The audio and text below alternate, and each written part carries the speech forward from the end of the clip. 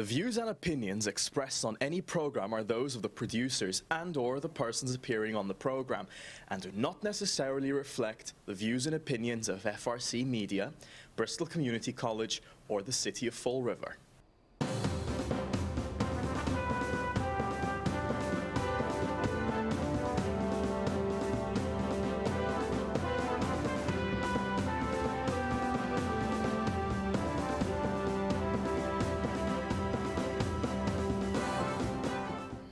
Well, hello. Welcome to Spindle City Straight Talk. I'm Chip. And I'm CJ. And it's Monday in the Riv, and again we go. And again, the Circus Maximus continues over the weekend, during the weekend, all kinds of things. But let's kick off with Herald News article, Coogan rejects return to Durfee Building Committee as Carrera admits his removal was retaliation. We spoke about this last week, and look, the thing that disturbs me, and she hit it because I was going to actually say exactly the same thing.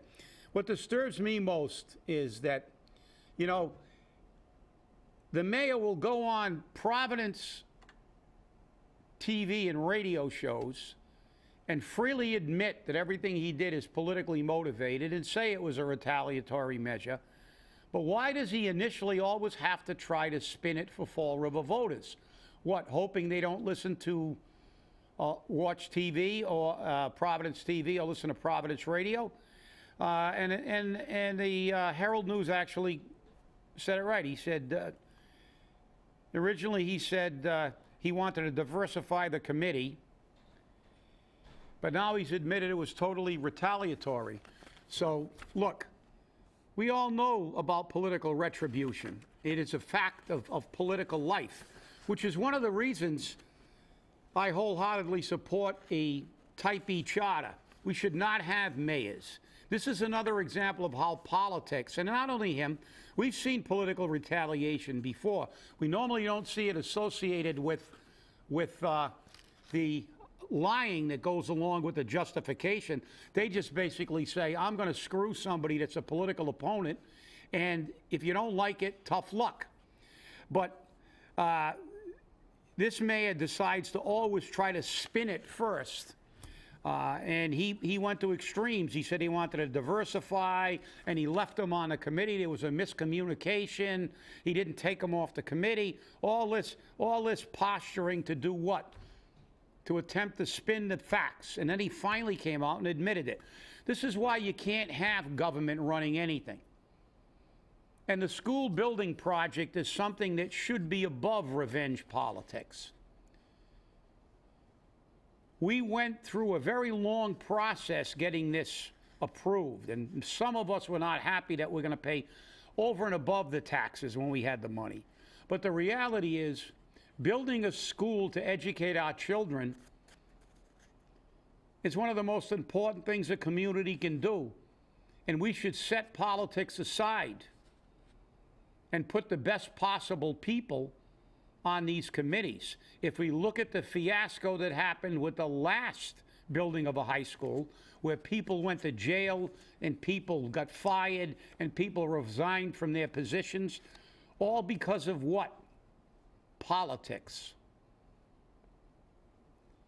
Regardless of the political climate between Mr. Coogan and the mayor should have set aside his revenge politics on this issue.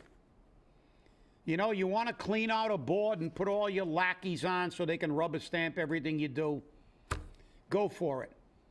You want to boot out everybody who's got a nice job that they're not qualified for and put in your unqualified people, go for it.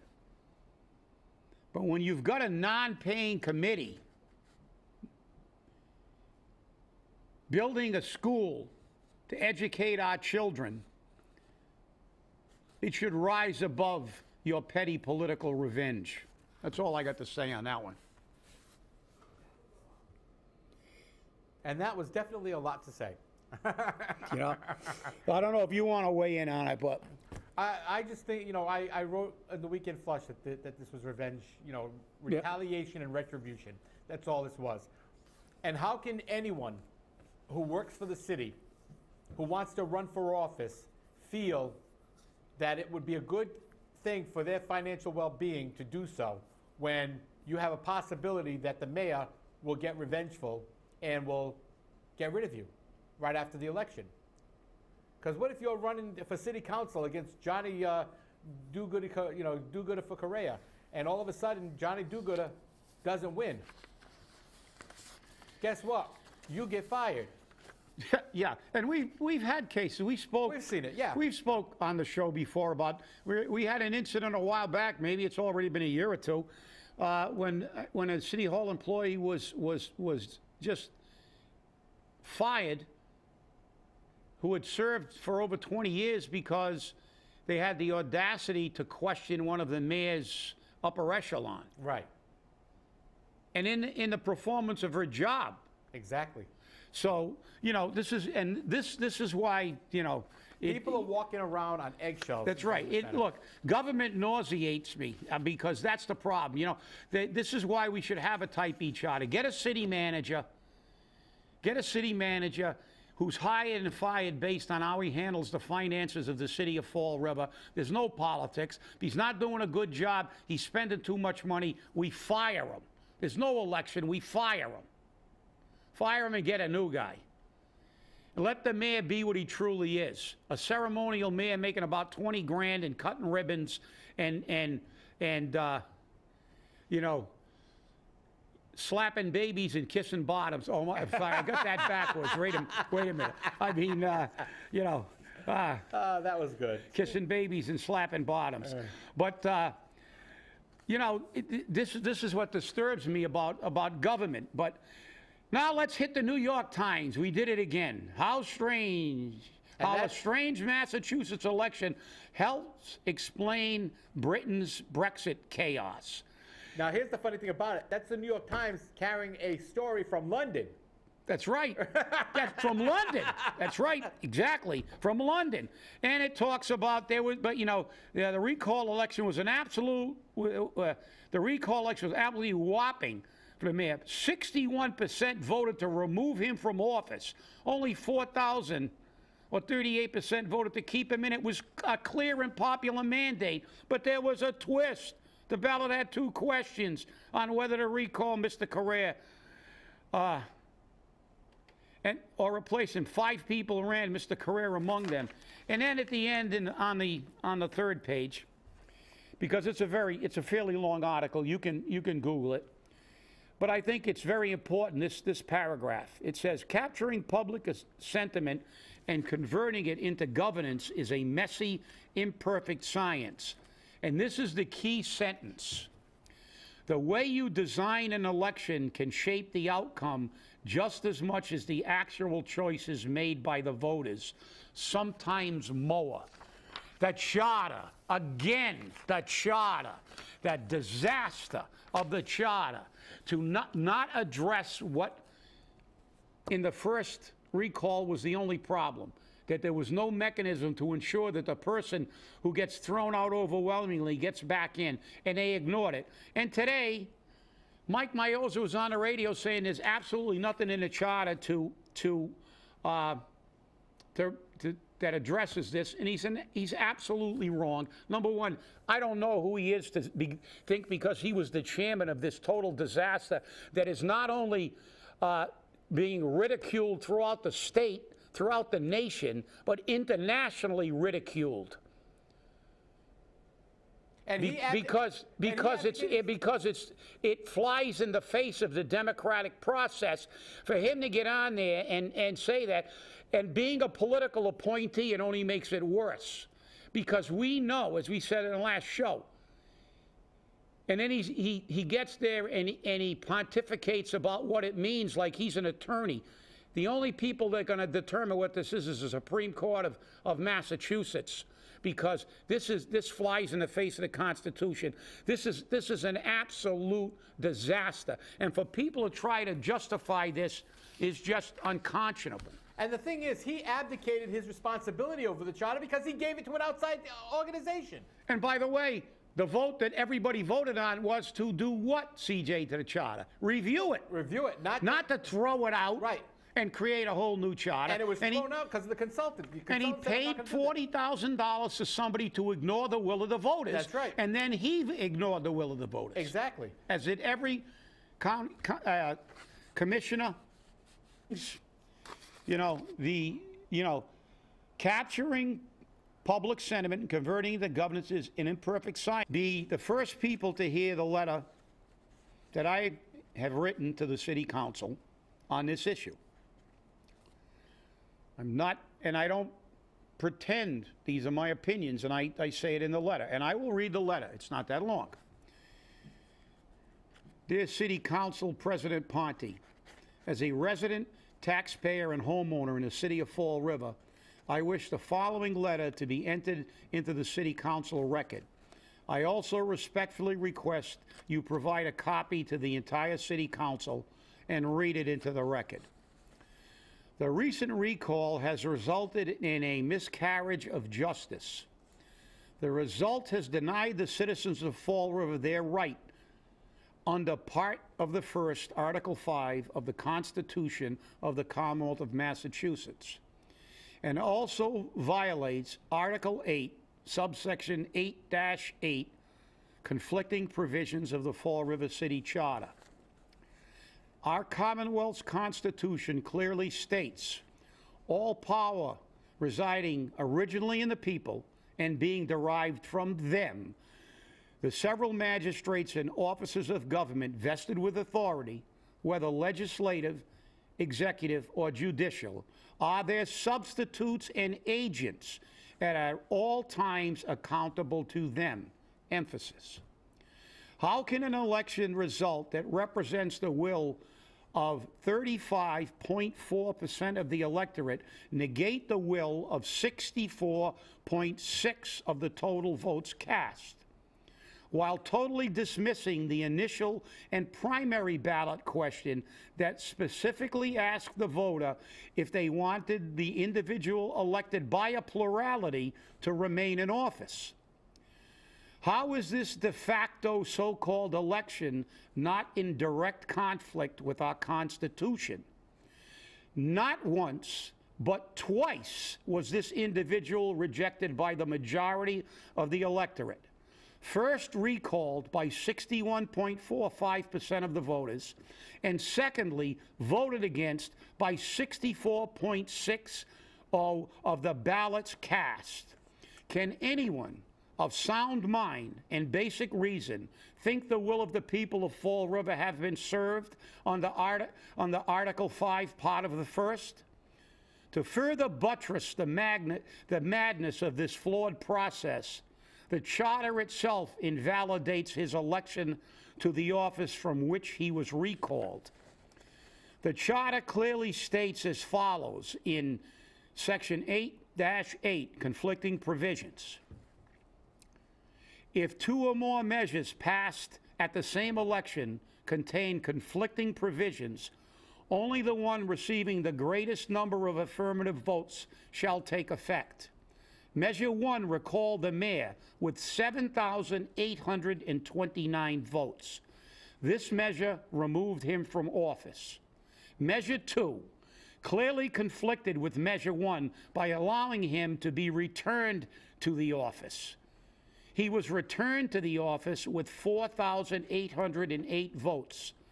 The greatest number of votes were cast for his removal from office. His election was gained with a plurality, even within Measure 2. Therefore, Measure 1 prevails even within the flawed context of the Charter and is clearly unconstitutional. In a democracy, majority rules. We cannot allow any charter or law that fails to recognize the people are the government. There is no cost too great to ensure that we have true representation in our government. The miscarriage of justice must be addressed and corrected by you, our legislative body. Justice Robert Jackson at the Nuremberg trials said, quote, "It is not the function of the government to stop the citizen from falling into error. It is the function of the citizen to keep the government from falling into error." unquote. I ask you as a citizen, do not let our city fall into the error of our flawed charter. It should be corrected, and kudos to Charter Commissioner Dan Robillard for trying. Do not let the majority be ignored. Do not let Fall River be again a punchline. Your duty to uphold our Constitution of Massachusetts rules that a plurality vote for public office can supersede a majority vote by the people. I thank you for your time and attention to what may be the most important issue ever faced in our city. Do the people truly have a voice in their government? Robert Camara, citizen, taxpayer, voter. So that's it.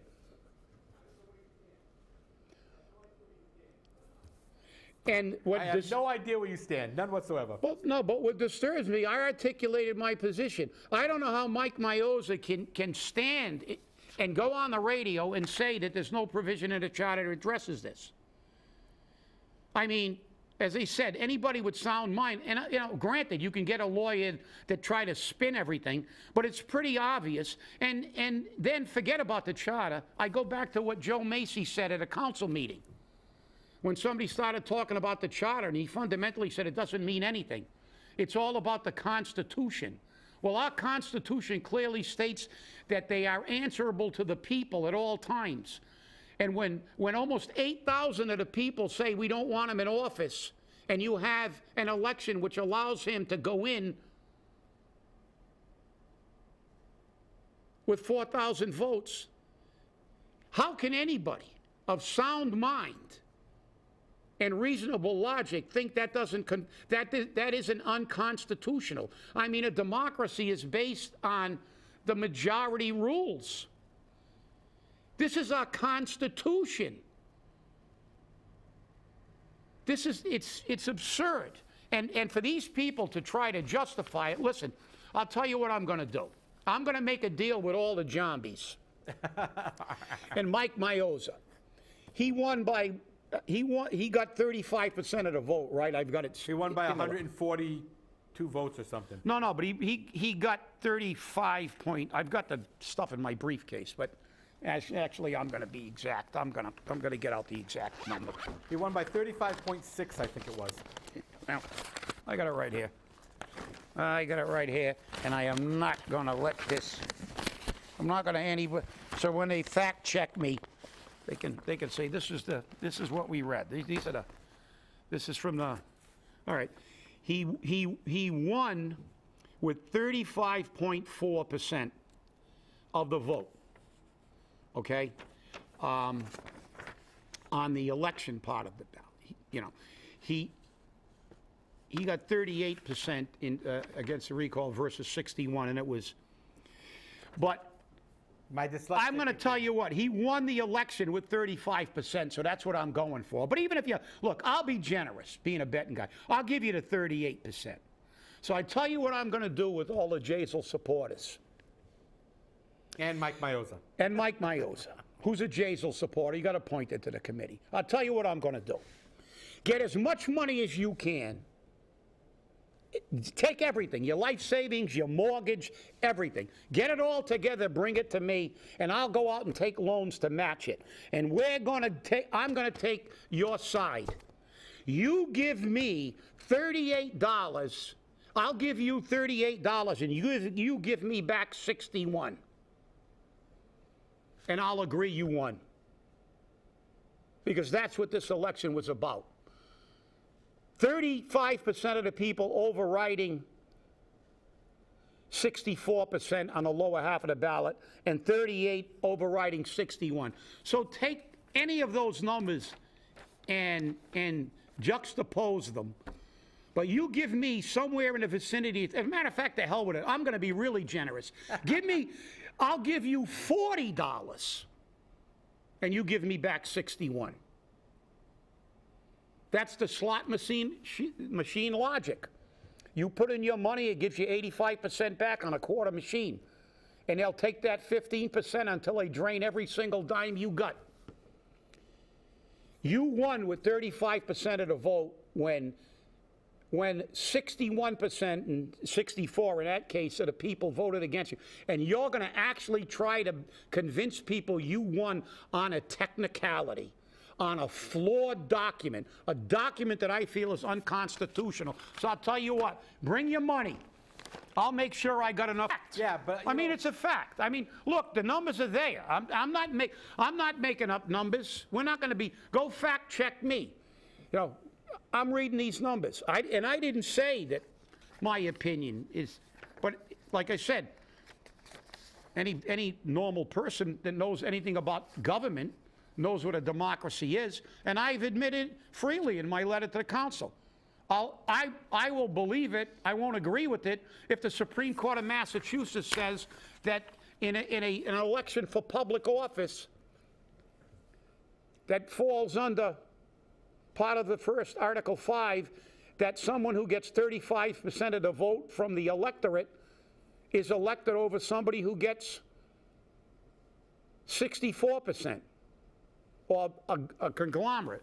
That entire section is unconstitutional in my opinion. And, you know, let the chips fall where they may. But I'll tell you what, this is the worst.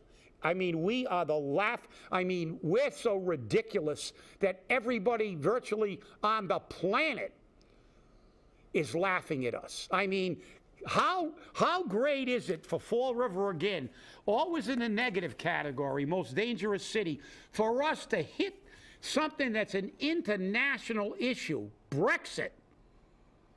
And who gets pulled into this thing? Because of the lunacy that prevails in this community? Always. I mean, it's...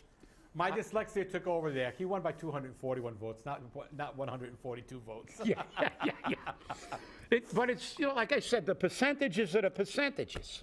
You know, the majority is the majority rules. So I guess now that if you're a Jazel supporter, you go to a meeting and the vote is 760,000 to 2, the two Jazel supporters win. I guess so. So, okay. You know, this is just, but, I mean, look at the damage it does to this community. I mean, what do people think of this place? I mean, the New York Times, you know, the Boston Globe calls it a quirk. I mean, what do they think of the people in Fall River that they're not trying to burn down the government center over this? You know, let's see what the city council does tomorrow night. That's why I sent this letter. I did not really feel like sitting down for an hour and a half and writing this letter last night. I really had better things to do. I could have watched cartoons. I mean, but the reality is I mean, how can anybody that's elected to be our agent, our substitute, take a position that this was the right thing to do? Have 61% of the voters say they do not want him as mayor, and then 64% vote against him for mayor, and say that he has a right to that office, that the people do not have a right to have their will listened to. The majority of people in Fall River is the only place in this nation where people died to create a nation of a government of the people, by the people, and for the people, allow someone to win who was recalled. Bad enough if you win by a plurality in some meaningless election that is so meaningless that they don't have a primary and a final election to listen to the true will of the people. There are people who have recall charters that have a weighted vote. There's some addressing to the issue of not allowing individuals to get in who do not who are not elected by a majority opinion of the electorate. Only in this community, and they're going to fight tooth and nail for this convoluted and flawed, at best, charter. It's just, and you know, like I said, it's. Well, this is a disgrace. It's a disgrace to our nation. Well, one of our viewers, Dave, just turned around. He asked, where does he sign? Well, I'll tell you what, if they don't do anything about this, I will initiate a taxpayer suit. We may not be able to get a lawyer to represent this, and we may have to all go in court dressed with our straw hats and our jeans, because they all think we're all, we're from the old Hillbilly rednecks. Hillbilly rednecks. We may, but to fight for obligation to change that government. We're not even trying to change it. We're just trying to get it to do what it was designed to do. This is the great experiment, and I'll tell you, our founding fathers are turning over in their graves. Yeah. The ghosts of George Washington and them are all rolling over. It's terrible. It was interesting because when George Washington became president, they wanted to elect him king, and he said he didn't want a king. He wanted to have a elected president. But Fall River wants a king. Yeah, but this is what's happened in our country. They've all become little monarchs. They've all become kings and queens and princes, and it's ridiculous. Yeah. And that's the problem. The people's voice is never heard anymore because they don't count. Yeah, there are so many quotes. I use that one from the Holocaust of Independence and our Constitution and our Commonwealth Constitution, which actually is older than the United States Constitution. Yes, a little bit of trivia. Clearly states that this government is the people. It says in there, we are governed by the governed. The people are the government, and when we begin to forget that fact, this is no longer America. This is no longer a democracy, a republic, because those people are representatives. That's what makes it a democracy. A republic is a representative form of government. But those representatives represent a democracy where the majority rules. And for us not to fight against this issue, I just don't have an answer for people who are going to sit idly by and watch this take place. I hear you. I mean, it's craziness. But this is Fall River. And this is the problem we have all the time. And again, this is because Mike Mioza, Chris Bartley abdicated their responsibility and ignored a judge's ruling that the recall provision was flawed. Ignored it. Even after Danny Robillard tried to make it clear, they still ignored it because they obviously didn't care. They wanted their 15 minutes of fame, and they more than happily got it. But again, you had to correct Mr. Bartley, I believe, who was saying, who was actually, again, as Mioza did, trying to perpetrate the myth that there's nothing wrong or there's nothing in the charter, it wasn't their fault. And that's absolutely untrue, in my opinion. Well, again, opinions are, everyone's right to have them, but they tend to be a little bit difficult for people. So, well, thanks for watching, everybody. Stay angry. And remember, tomorrow is the State of the City, or the misstate of the city address. And remember to watch what the city council takes, and let's see if they actually read my letter. We'll see. Hey, have a great day. We'll see you Wednesday.